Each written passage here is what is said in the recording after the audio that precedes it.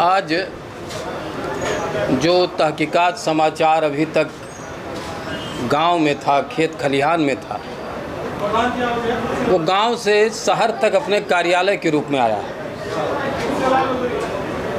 आज जो कलम, कीबोर्ड और कैमरे हैं, इनकी ज़रूरत क्यों है?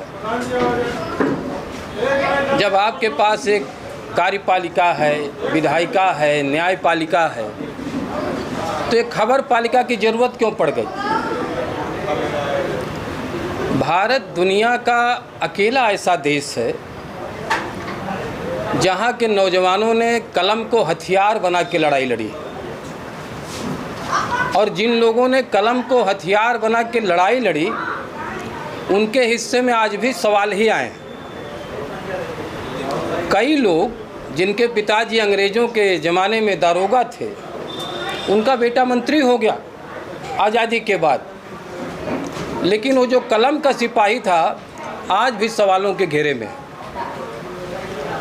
पत्रकारिता की ज़रूरत इस नाते है कि जो साधारण व्यक्ति अपनी बात कह नहीं पाता, आप एक तरह से उनके वकील हो कि उनकी आवाज़ को आप शासन तक, प्रशासन तक, उस बिंदु तक पहुंचाएं जहां से समस्या के हल होने के रास्ते मिल जाएं। किसी साथी ने लिखा है कि ज़िंदगी है तो मुश्किलें हैं, और मुश्किलें हैं तो हौसले हैं, और हौसले हैं तो समझो जीत हमारी है। अगर आपके जीवन में कठिनाइयां नहीं आ रही हैं तो आप यकीन मानिए कि आप कुछ नहीं कर सकते। आज जिस अमिताभ बच्चन जी को जो बस्ती की माटी से जुड़े हैं, उनकी सफलता पर आपको लग रहा है कि एक व्यक्ति कैसे वहां तक चला गया, लेकिन इलाहाबाद रेडियो स्टेशन के लोगों ने कहा था कि आपकी आवाज़ अच्छी नहीं है और बाहर निकाल दिया था। वो आदमी लड़ता रहा, लड़ता रहा, लड़ता रहा, जंजीर मिली तो ज़मीन मिल गई। ऐसे पत्रकारिता का क्षेत्र है। दुर्भाग्य से हमारे कुछ पत्रकारों ने नेता नारी नरसंहार की प्रस्तुति को ही पत्रकारिता मान लिया है।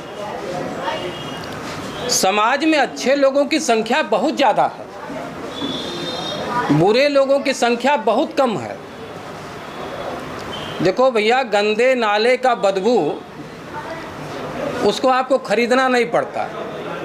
आप उस रास्ते से जा रहे हैं तो बदबू आपका पीछा करता है, लेकिन जब इत्र की ज़रूरत होगी तो खरीदना पड़ेगा।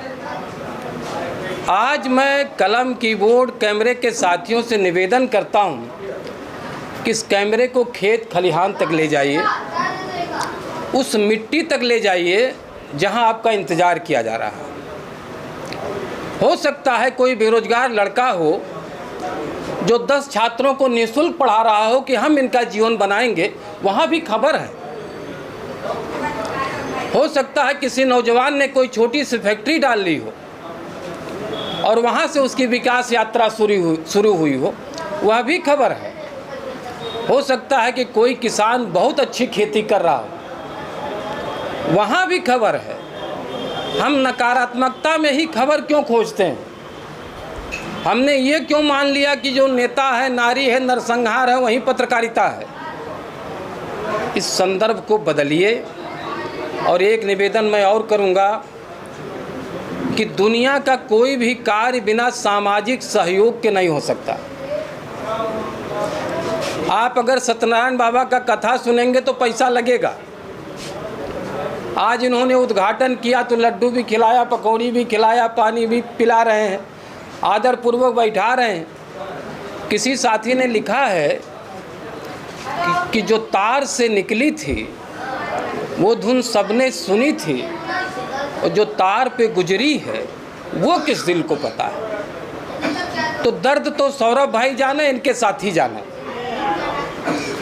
लेकिन मेरा निवेदन है कि दुनिया में पत्रकारिता कभी बंद नहीं होगी, उसके तरीके बदलेंगे। एक समय था कि जब हथियार सिर्फ कलम था, फिर उसके साथ कीबोर्ड जुड़ गया, और अब कैमरे भी जुड़ गए। आज आप पूरी दुनिया में अपनी बात पहुंचा सकते हैं। हमारे वैज्ञानिकों ने और इंटरनेट के रथ पर जब पत्रकारिता शुरू हुई तो आपके बस्ती की खबर को हो सकता है कि अमेरिका में ज़्यादा लोग देखें, मॉरिशस में ज़्यादा लोग देख रहे हों, त्रिनाड में ज़्यादा लोग देख रहे हों, लेकिन सबसे बड़ा सवाल है कि आपको क्यों देखें। क्योंकि अगर आपके प्रस्तुति में घृणा है, आपकी प्रस्तुति में सिर्फ नफरत है, आपकी प्रस्तुति में सिर्फ आलोचना है, तो यकीन मानिए कि आपका रास्ता सही नहीं है। गोपाल दास नीरज जी ने एक कविता लिखी है कि छुप छुप अश्रु बहाने वालों, मोती व्यर्थ बहाने वालों, कुछ सपनों के मर जाने से जीवन नहीं मरा करता है। ये एक यात्रा है।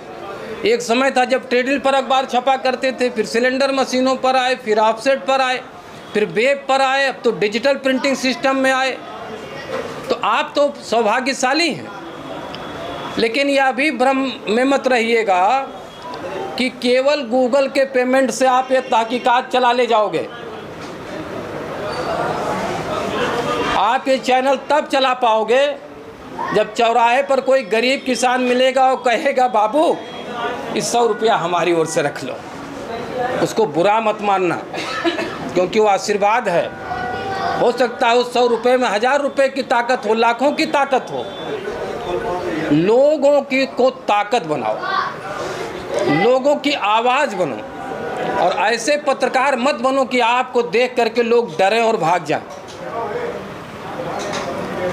डेवलपमेंट जर्नलिज्म पर पूरी दुनिया में काम हो रहा है और यही पत्रकारिता बचेगी भी, क्योंकि आज जब टेलीविज़न इसकी स्क्रीन पर नेता नारी नरसंहार आ रहा है तो लोग या तो बंद कर दे रहे हैं या देख नहीं रहे, क्योंकि वो कुछ नया देखना चाहते हैं। वो एक ऐसे गरीब बच्चे का हौसला देखना चाहते हैं जिसके पास अभाव था और जो IAS बन के उभरा, जो IPS बना, जो लीडर भी बना तो अच्छा बना। क्योंकि जिसको आप ये मान लेते हो कि ये संघर्ष है और साहब बड़ी कठिनाई है, तो दरअसल वो कठिनाई नहीं होती, वो प्रकृति आपको उस अनुरूप माजती है, उस अनुरूप ठोक पीट के बनाती है कि आप बन सको।